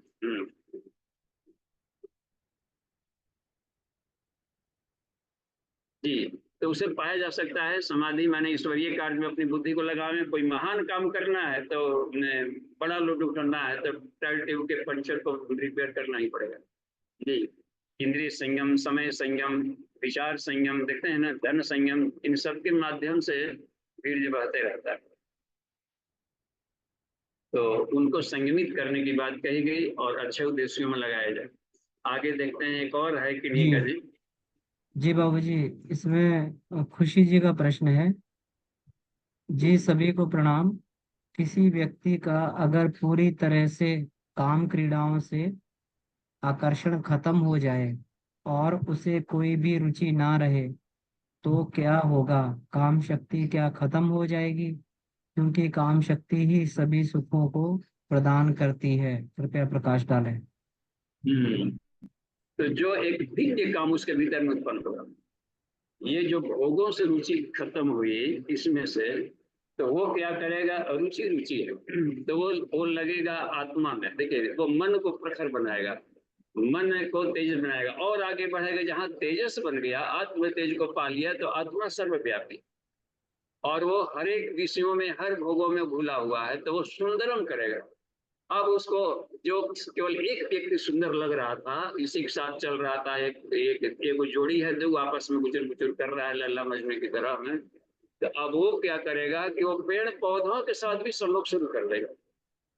ये उस चूंकि हर जगह में सत्यम, सत्यम माने आत्मा को पा लिया, सत्यम कह सकते हैं यहाँ पर तेजस को। शिवम, शिवम मनस है, तन्मय मनस शिव संकल्प मस्त। देखिए, मन भी उसका प्रखर बन गया। और सुंदरम, और सारे संसार को हवाओं से सेक्स करेगा, आकाश से सेक्स करेगा, सूर्य के साथ करेगा। ये कमाल का बात है। उसको तो लगेगा दीवार से प्रेम, यहाँ तक कि कचरों से भी प्रेम करना शुरू कर देगा एकदम। वो तो वही थे कल तक आदमी की, कल तक ये शत्रु और मित्र है भी ये घृणा करते थे कि दुराचारी है।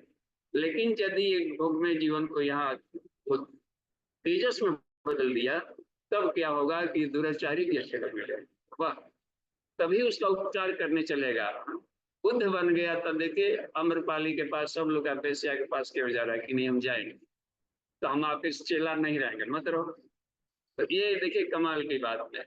अब माधवाचार्य इनको भी कहा जाता है कि इनको तो रामानंदचार्य, क्योंकि वो एक नहा करके जा कर गए थे, तो एक चंडाल के हाथ पर ये रखे, कंधे पर हाथ रखे। इतना ही नहीं, जैसे ही ये तेजस बढ़ा, विद्या विनय संपन्न ब्राह्मणे गविहस्तिनी, ब्राह्मण में, गाय में, हाथी में, कुकर सुकर चंडाल सुनी चैव स्वपाके चा पंडिता समदर्शिनी, ईश्वर के समय झिलमिलाता देखने लगेगा।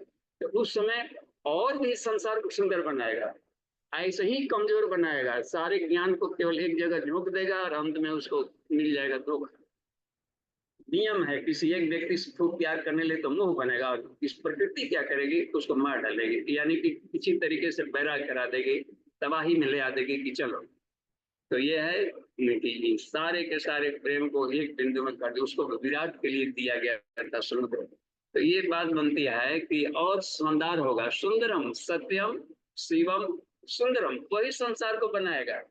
विषयों से वैराग्य शिव को हो गया, तो शिव को देखिए वो सारे राक्षस वगैरह भी उसको पूजा करने लगे, सबके लिए प्यारा बन गया। हर कोई जगह, हर इसी श्मशान घाट वाला भी प्रेत भी संगति आता। ऐसा कम ही देवता मिलेंगे जिसका भूत प्रेत है। अब कोड़ा तुम भी कुछ भी हो, खोपड़ी वाला बिना खोपड़ी वाला, सब बराती में सह वाला बने, ठीक है। तो ये काम करता है कि वो सबका होता है, बस दीन दरिद्रों को वही ऊपर उठा सकता है। तो प्यार व्यापक बनता है, दिव्य प्रेम में बदलता है। ऐसे था घटिया प्रेम में रहेगा, स्वार्थ वाला, मन के इच्छा अनुसार नहीं चला, कुटी कर देगा कहिए एक दिन के बाद। तो यही दिक्कत है। और देखिए इसमें ठीक है, और कहीं से हैंडरेज है क्या? जी बाबूजी, प्रश्न है इसमें अ, कुंदन जी का। भौतिकी रूप से देखें, जैसा कि आप बता रहे हैं, भोजन करेंगे तो वीर्य बनेगा और यह बन रहा है, तो इसका उत्सर्जन भी होगा। यहाँ मेरी जिज्ञासा है कि संयमी व्यक्ति वीर्य का उत्सर्जन किस रूप में करते हैं? देखिए अच्छा है। तो उत्सर्जन यानी रूपांतरण, ऊर्जा को हम बढ़ा बढ़ा नहीं सकते, क्या करते हैं? रूपांतरण किया जाता है। तो यदि मन मन इंद्रियों की तरफ लगा था, और मन ही तो बंधन कारण बना था, ठीक है, तो मन को तेजस्वी बनाएगा। तो यदि हम काम कला, देखिए काम कला एक शब्द का प्रयोग होता है, काम कला, तो वो अपने किसी भी काम को अब उबाऊ ढंग से नहीं करेगा।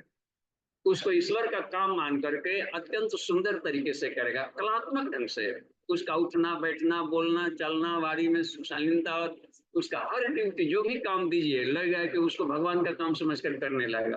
तो ये बीज का रूपांतरण हो रहा है, उसको एक एक चक्र पर जाएगा तो उसका रूपांतरण आराम से करना शुरू कर देता है।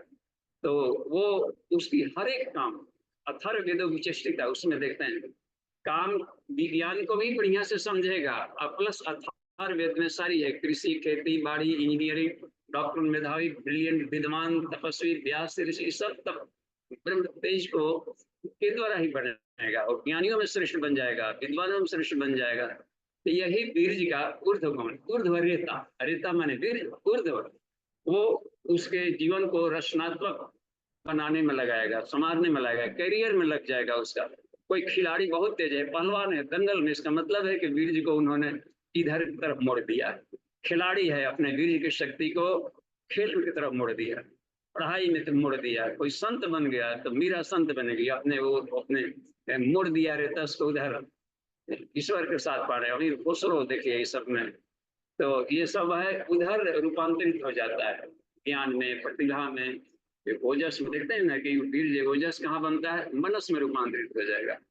और यदि वीर्य बढ़ा लिया जाए तो तेजस में रूपांतरित हो जाएगा और आत्मज्ञान दे देगा। और तो ये बात बनती है, ब्रह्म बिंदु बन जाता है। बिंदु साधना है ना ऊपर, बिंदु माने परमात्मा, यही वीर्य हमें आत्मज्ञान दिला देगा।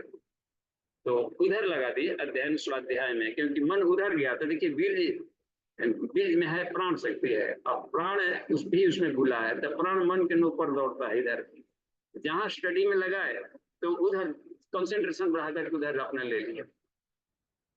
ऐसे रूपांतरण किया जाता है। एक दिन कक्षा आएगी, एक शानदार कक्षा का हम लोग लाभ लेंगे किसी दिन, काम वासना का रूपांतरण।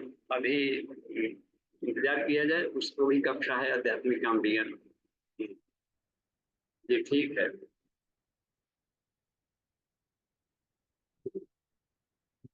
अच्छा जी मान लीजिए बाबूजी। कि एक सूझ रहा है ना कि वीर से हमको संभोग ही संभोग करना है, तो ठीक है, तो साधु पुत्र जने तेजस्वी और संस्कारी पुत्र पैदा करे। तो तेजस्वी पैदा करने के लिए भी बीज को मनुष्य बदलना पड़ेगा, तपाना ही पड़ेगा। और कमजोर भुना हुआ बीज कैसा बच्चा पैदा करेगा जी? तो कुसंस्कारी और चरित्र इसने दिया। और रोगी व्यक्ति बच्चे पैदा न करें, हिदायत दिया गया है प्रज्ञोपनिषद में कि ऐसे व्यक्ति भूल करके भी बच्चे पैदा न करें जो रोगी हो और कुछ संस्कारी हो, बस। क्योंकि ऐसा ही एक और भी पैदा करने जाएंगे जो समाज के लिए संसार के लिए आफत बनने वाला है। तो और अपने को निरोग बनाने के लिए फिर वीर्य का संयम करना ही पड़ेगा, आरोग्यता को हटाने में शरीर में लगाना ही पड़ेगा। तो यही रूपांतरित होता है। सबसे शानदार और शक्तिशाली ऊर्जा है, देखना कितना है, एक बूंद में कितना घटक होता है, अनेकों मिलियंस रहते हैं उसमें शुक्राणु सब।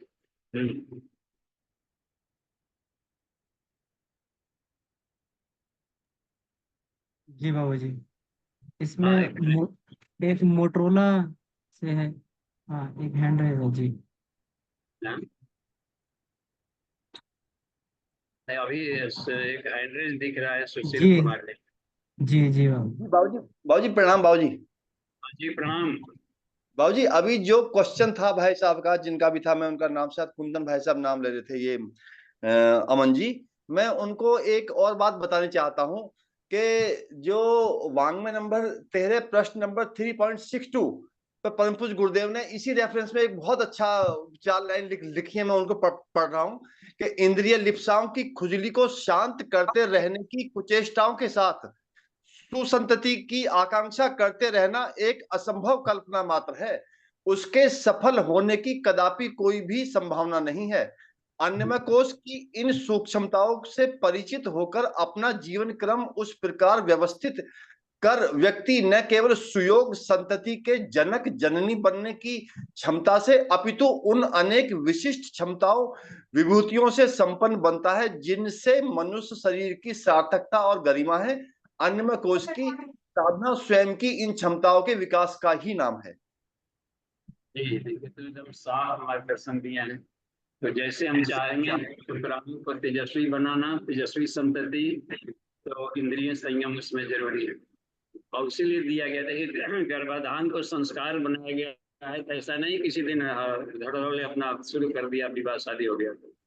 उसको एक मुहूर्त देखा जाता था कि किस ऋतु ऋतु कहा जाता है, ऋतु काल में उसके, यानी कि उसका सही समय वगैरह देख करके संस्कार के ढंग से, यानी धर्म भावना से गृहस्थ आश्रम में भी सब करना है तो साक्षर, तो उसको भी धर्म भावना यानी कि आध्यात्मिक यज्ञ शैली में करना। तो यज्ञ शैली यानी मनस बनाना पड़ेगा, और आत्मा ही उत्पन्न करता है, तो अपने वर्चस्व नहीं बनेगा तेजस, तो उसको कैसे तेजस्वी संतान होगा। चलिए ठीक है, आगे देखते हैं। जी सुमन दीदी, आपका हैंड रेज है लेकिन आपके बैकग्राउंड से बहुत आवाज आ रही है। जी जी, अपने आप को अनम्यूट कर लीजिए दीदी। या ईयरफोन लगा लीजिए।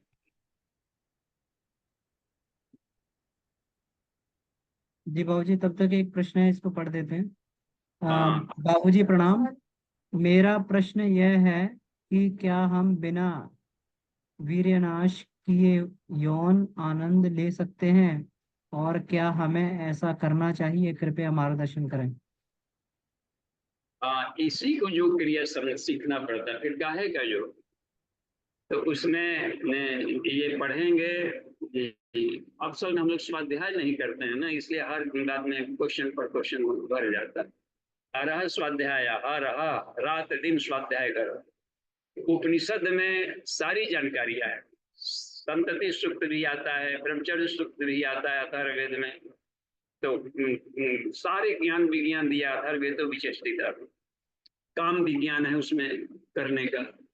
तो उसमें बताया गया है बृहदारण्यक में कि हमको सिर्फ रति क्रीड़ा करना, काम के साथ भी क्रीड़ा इंजॉय लेना है। मान लीजिए कि हम जोड़ी अपने इंजॉय ले रहे थे, इंजॉय लेने के तकनीक को फिर सीखना होगा कि यदि एक खास आवेग तक ऐसा होता है कि एक खास आवेग तक, यानी वीर भाव, अपने को वीर साधक बनना होता है, तो खास स्टेज में मेंटल एक आएगी, अब करना अपना शुरू कर दिया, तो मान लीजिए कि संभोग की प्रणाली है, तो एक ऐसा काम की उत्तेजना बढ़ेगी, उस उत्तेजना में एक ऐसा मेंटल स्टेट आएगा कि आत्मनियंत्रण को बढ़ता है इसका।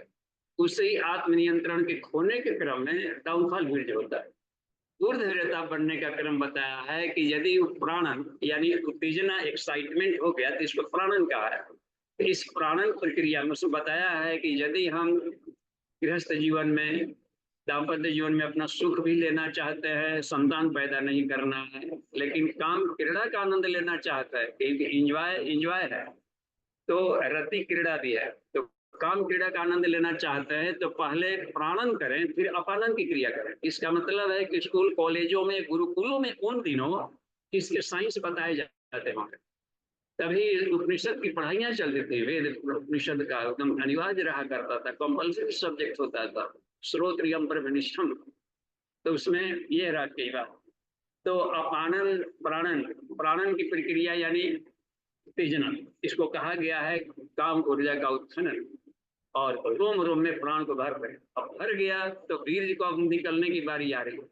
तो वीर्य निकला तो यदि यूटर्न हम कर दें उस समय, और यूटर्न होगा माइंड के द्वारा, मेडिटेशन के द्वारा, और मेडिटेशन के साथ में यदि शक्ति चालनी मुद्रा का प्रैक्टिकल करके आप चक्रों के साथ मेडिटेशन करते हो, तो वह आनंद, वो इंद्रिया अपने अपने शरीर को चमका देगा, शरीर के दुर्गंध को दूर कर देगा, बॉडी की चमक रस से भर देगा, भुजाओं में ताकत भर देगा, वाणी में तेज भर के रख देगा।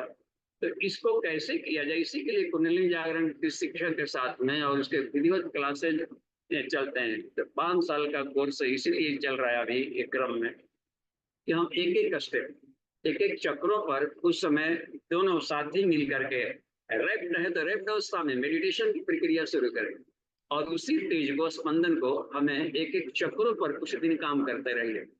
तो ये कहा जाता है कि काम ऊर्जा से कुंडलिनी जागरण का सोई हुई पूरी शक्तियों को हम जगा सकते हैं, लेकिन डाउनफॉल नहीं करें, यूटर्न करना पड़ता है उसको, तो शरीर के तेज को रूपांतरित करना पड़ता है अपने भीतर ही भीतर में। इसके लिए शक्ति चालनी मुद्रा जो कुंडली उपनिषद में बताई गई। जी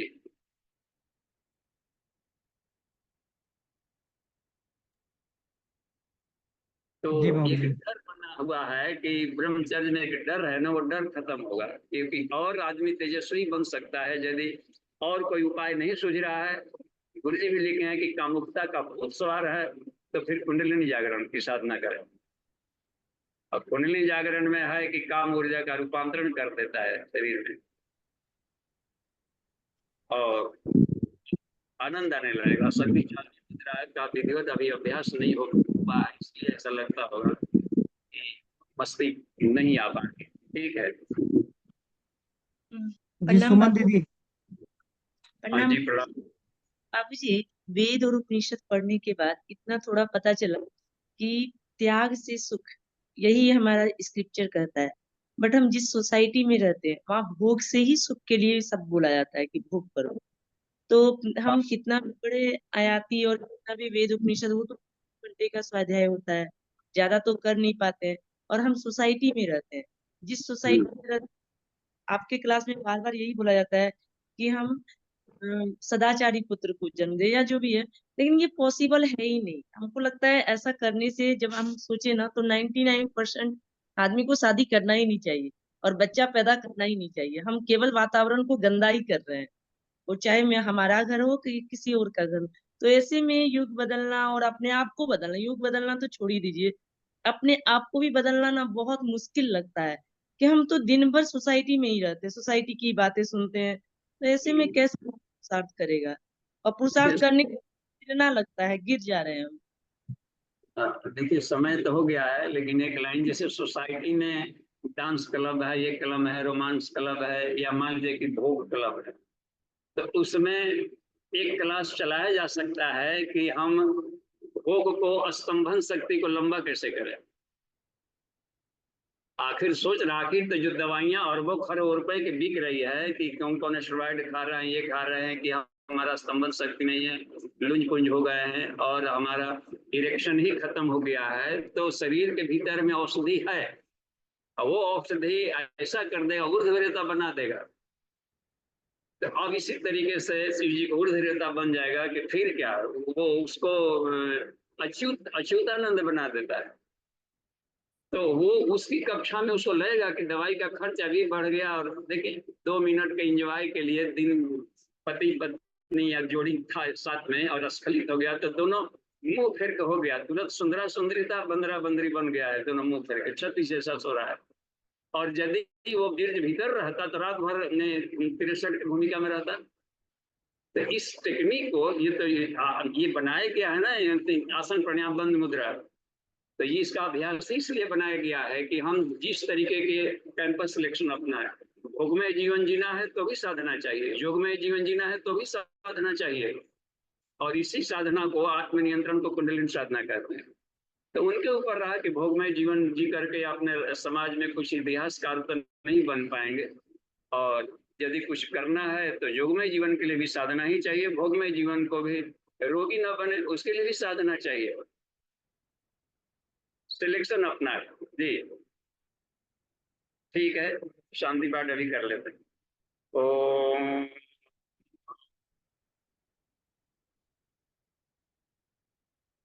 शांति शांति शांति। समाप्ति। प्रणाम।